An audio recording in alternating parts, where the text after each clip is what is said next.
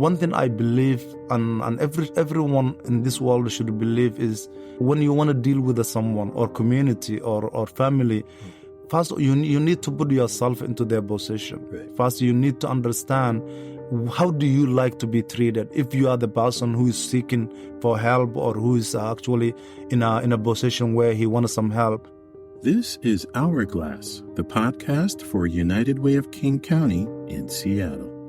Coming up, a conversation with Yusuf Bashir of Falis Community Services, a Kent-based organization that spends its time providing services and opportunities for immigrants and refugees.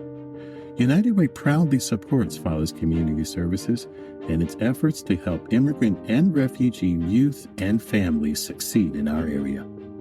We will also discuss United Way's Our Neighbor Fund and an upcoming Get Out the Vote event. I'm your host, Joe Burris. Thanks for tuning in. On August 30th of 2021, the United States Armed Forces completed their withdrawal from Afghanistan to mark the end of the longest war in American history. The U.S. withdrawal prompted a mass evacuation of Afghan people to the United States in search of asylum. By February of 2022, more than 60,000 people from Afghanistan had arrived, and some came to the King County city of Kent, which is the seventh most diverse city in the United States and one that has developed a reputation as a hub for immigrants and refugees. Many Kent-based organizations stepped up with services for the Afghan refugees. They included Falis Community Services, an organization that improves opportunities for non-English speaking families, provides immigration assistance, and offers training for youth development and community leadership. Falis Community Services was launched in 2015 by Yusuf Bashir, a Somali Bantu from Kenya who came to the United States as a refugee and endured his own struggles assimilating into the country. He named the organization Falis after his daughter, and Bashir says that while Falis Community Services targets all immigrants, it especially focuses on the needs of women and children. Its youth development and leadership offerings are one of the reasons Falis Community Services is part of United Way of King County's Racial Equity Coalition, a group of 14 community-based organizations of color. The Racial Equity Coalition members support youth of color in all aspects of life, including their education. They offer after-school programs that celebrate their cultural identities and equip them with the tools to stay engaged in school. The program came in handy in January of 2022 when Falis Community Services welcomed the new Afghan refugees arriving in Kent and other parts of South King County. And the program also enabled Bashir to see firsthand the issues many Afghan students faced in their new American schools. Bashir said that some of the students spoke little to no English, but were given school assignments written only in English. Not surprising, they struggled with those assignments, and when they were offered little to no recourse, many dropped out of school. But Falis came to their aid. Youth volunteers created spaces on WhatsApp that allowed students to post homework questions in their own languages, get referral resources, and navigate the school system. Falis also provided platforms for youth to discuss both the hopes and their futures, as well as the challenges of growing up in an unfamiliar land. And it followed cultural norms of involving parents in every aspect of what was being taught to their children. The result is that many of those children found successes in classrooms that they likely would not have otherwise. Other programs offered by Falis Community Services include scholarships to immigrant and refugee students pursuing careers in the medical field. It also helps with legal fees related to immigration and provides transport for seniors and disabled individuals who want to go grocery shopping or have medical appointments. United Way of King County proudly supports the work of Falis Community Services in its effort to give immigrants in South King County a fighting chance at succeeding in America.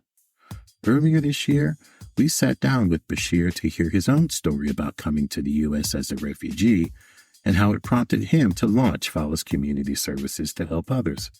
Here's what he had to say. I came to United States in 2004, June, and There was I wasn't speaking good English, and my first state I have ever been was Idaho, Boise, and there was a lot of difficulties I personally faced, and it was been very hard, not knowing the language and also how to navigate the system if it comes to health, education, and actually social justice and everything else. And I got through a lot by myself and with my family. We moved to Seattle in 2006, and through my experience, I realized a lot of people like me will come to this country and will face the same or even more.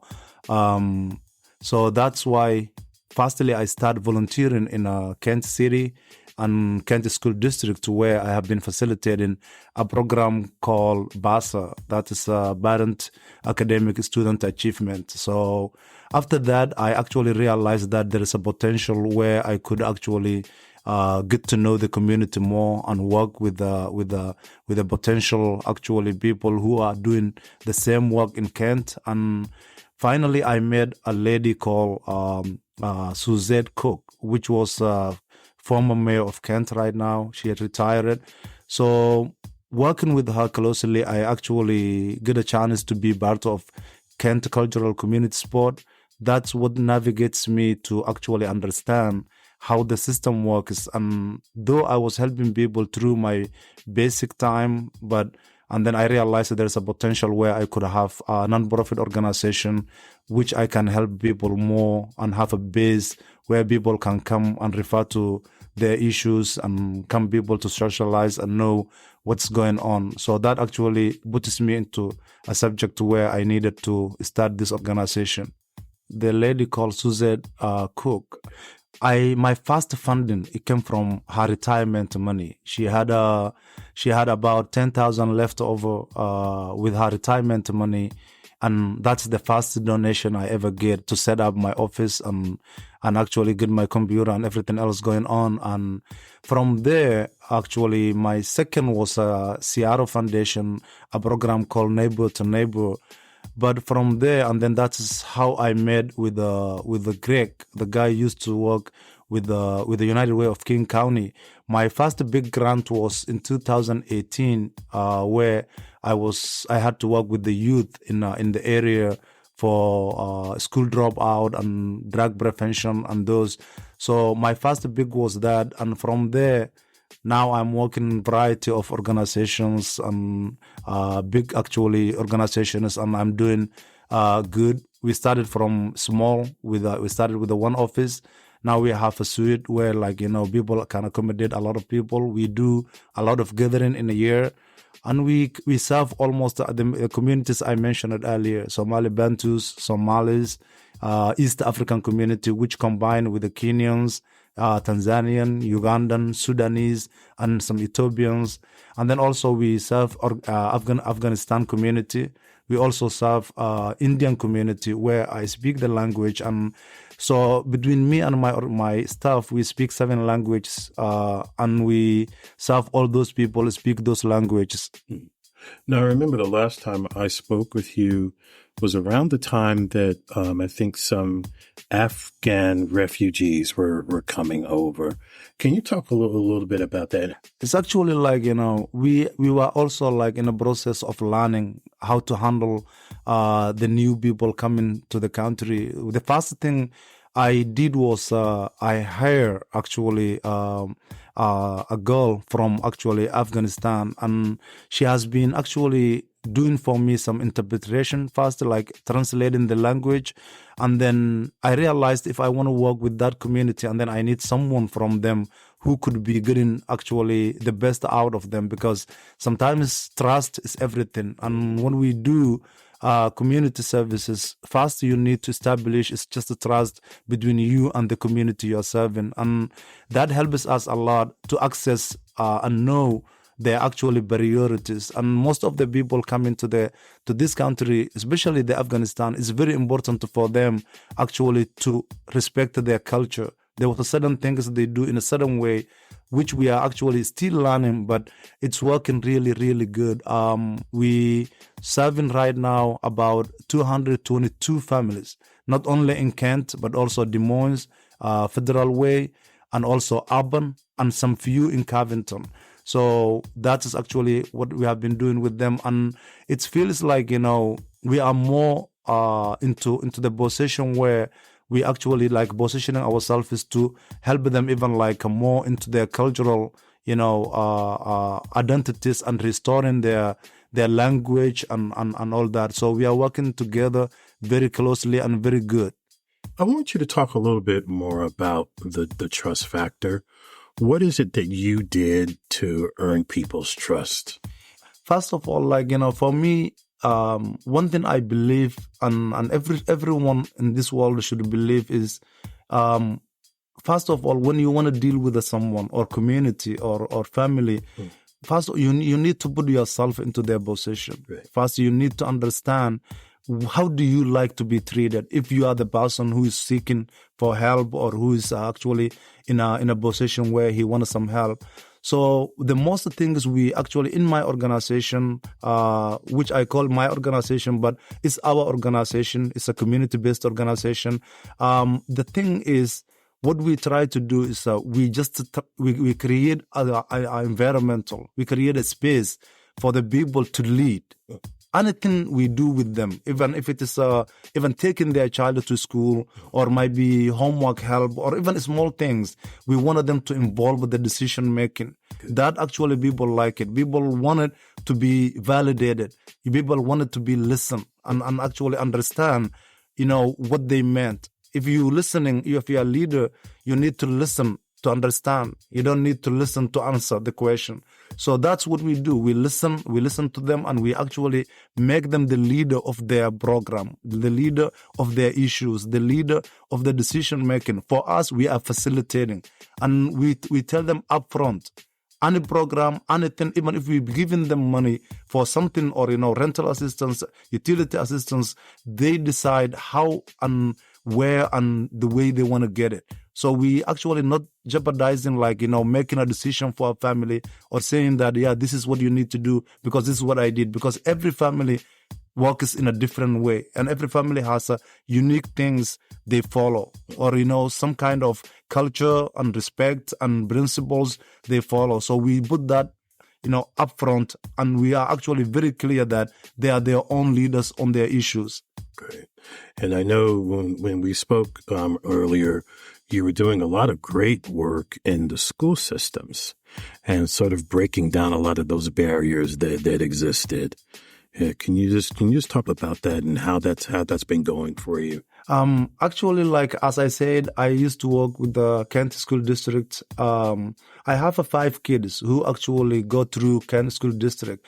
And the good thing about it is I learned a lot. I'm not saying I'm expert of the school system, but through the systematically been working with the organization, being a father, I actually learned a lot about the school system. And what we do, we work closely with the schools, not actually to tell them what they need to do. They were experts on that position, but what we do is we actually show them how they can do better, following the cultural, identities and cultural preservance the communities would like to see. So we actually facilitate that relationship. For me, I came in 2006 to Kent, and the one thing attracts me the most was actually the diverse, the languages, the culture, the beautiful. We have a festival every June, and where every community is welcome to actually show off, to show what their culture look like, dress what they want to dress, share their food. So right now we are actually a lot of restaurants in different variety of food are opening in Kent. Kent is actually progressing as much as when we get here. And now it is actually a time where you could say we are actually heading the right direction as a community. And there was a fallback sometimes where things are happening, in a safety wise and actually also the community of homeless communities are a lot. We are trying to actually address as much as we can, but Kent is the place where any immigrant could actually feel home when he comes. Bashir said that in addition to taking part in the Racial Equity Coalition, Falis Community Services also helped United Way of King County disperse rental assistance dollars to help people remain housed. The rental assistance, the major thing we did was when the coronavirus was going on through United Way of King County, we did a lot of rental assistance. And even right now, I get a grant from United Way of King County, which intended to help the youth development and, school dropout, drug prevention, sense of belonging, leadership classes. But still, I manage that funding, and sometimes I pull over some funding, and we still do rental assistance when it's necessary. We do when the people moving, that's when they need really the assistance of depositing the money for the first month deposit. We help with that. We still do that based on actually people who are already enrolled into our program, or maybe their kids enrolled to our program. We still do the assistance of rental or, deposits and all that, because we realize for us, as a community or as an organization, we help not only the youth who is going to our program, but also the whole family. We try to actually address all the problems going on around, so that the parents will be in a position to participate in the child's education, and which we realize is the most needed in a system if we want to be succeeded. Bashir said that its work with United Way of King County, particularly that of the Racial Equity Coalition, has enabled it to help immigrants and refugees well after their asylum stories disappear from our headlines. The Racial Equity Coalition, we are 14 different organizations with a different backgrounds, different language, different setup, different of everything. At the start, I never thought that coalition is gonna work because of the differences we had. Even when we come to the meetings for the earliest introduction when we were doing, it wasn't sounding right. It was actually a lot of misunderstanding, a lot of cultural differences, so even the way we work, it was never been matching. And surprisingly, after 7 years, 8 years, we are here. We are actually one of the biggest, understandable. I'm not going to say strongest coalition, but I will say most understandable coalition you can ever be in. Without them, I don't know where I would be. With my organization, I progressed a lot. I learned a lot through them. There was a lady called Runners for Open Doors. She helped me a lot, even learning. For me, I thought I could handle my organization, but after I met her, what she does, what she achieves, the way she works, I learned a lot from it. So this coalition, it tells you the little things I told you about right now. And it's a coalition of trust. It's a coalition of they know what they're doing and they want to do a lot. We do so much behind the scenes to refer people to each other, to help each other, to actually represent each other when one is not there. So I feel blessed. Thank you so much, Yusuf Bashir of Falis Community Services. Thank you. Thank you, sir. For more information about Falis Community Services, log on to faliscommunityservices.com. Our neighbors are doing their best to keep food on the table, but it's not been easy. During the COVID-19 pandemic, grocery prices rose to their biggest increase in 50 years. Most of the federal dollars that addressed the food crisis during the pandemic are gone, but grocery bills remain high. That's why United Way of King County has launched the Our Neighbor Fund to invest in strategies that will feed families in the coming year. Our Neighbor Fund will help expand our home grocery program to provide 5,000 families with free groceries each week, and it will help an additional 100 schools in King County implement the Breakfast After the Bell program, impacting 49,000 students. We're asking you to please make a gift to the Our Neighbor Fund so that we can serve more of our neighbors. For more information or to make a donation, log on to uwkc.org/donate. Join us for the civic engagement event, Get Out the Vote, Your Voice Matters, at the Langston Hughes Performing Arts Institute in Seattle on September 25th at 6 p.m. Co-hosted by YPC Seattle, United Way of King County's Emerging Leaders 365, Seattle Metro Chamber's Young Professionals Network, and Young Nonprofit Professionals Network. The event will feature discussions with local and civic leaders about the critical role of voting, the significance of local elections, and key issues on the ballot. For more information, log on to uwkc.org/events. At United Way of King County, we are working side by side with communities to build an equitable future for everyone. Hourglass United Way is a podcast that highlights how we and our partners spend time making a difference in our communities. Our work is made possible by the generous donations from people like you.